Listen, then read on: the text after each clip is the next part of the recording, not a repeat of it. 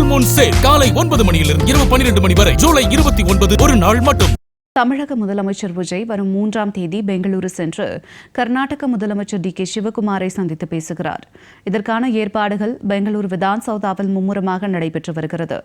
காவிரி நதிநீரை பங்கீடு மற்றும் மேகதாது அணை விவகாரத்தில் தமிழகத்திற்கும் கர்நாடகத்திற்கும் இடையே பிரச்சினை நீடித்து வருகிறது.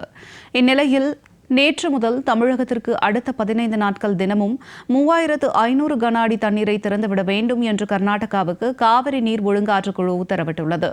இதற்கு கர்நாடக அரசு கடும் எதிர்ப்பு தெரிவித்துள்ளது.